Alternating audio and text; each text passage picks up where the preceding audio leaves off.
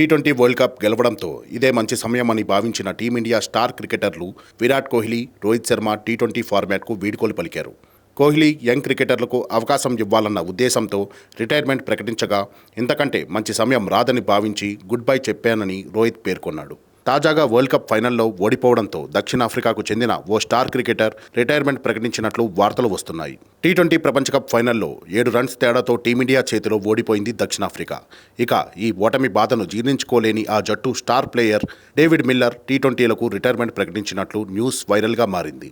Final మ్యాచ్లో 21 పరుగులు చేసి హార్దిక్ పాండ్యా బౌలింగ్లో సూర్యకుమార్ యాదవ్ పట్టిన అద్భుతమైన క్యాచ్తో పెవిలియన్కు చేరాడు మిల్లర్. దాంతో జట్టు ఓటమికి తాను కూడా ఓ కారణమని భావించిన మిల్లర్ పొట్టి ఫార్మాట్కు దూరమైనట్లు తెలుస్తోంది. సౌత్ ఆఫ్రికాకు తొలి వరల్డ్ కప్ను అందించడంలో విఫలం కావడంతో ఈ షాకింగ్ నిర్ణయం తీసుకున్నాడట మిల్లర్. అయితే ఈ వార్తలపై అటు మిల్లర్ కానీ సౌత్ ఆఫ్రికా టీం కానీ ఇంకా స్పందించలేదు. డేవిడ్ మిల్లర్ టీ20 కెరియర్ విషయానికి వస్తే 125 టీ20ల్లో 2439 పరుగులు చేశాడు. ఇందులో 2 సెంచరీలు, 7 హాఫ్ సెంచరీలు ఉన్నాయి. టీ20ల్లో విధ్వంసకర ప్లేయర్గా పేరుగాంచాడు మిల్లర్. అందుకే అభిమానులు ముద్దుగా మిల్లర్ కిల్లర్ అని పిలుచుకుంటారు.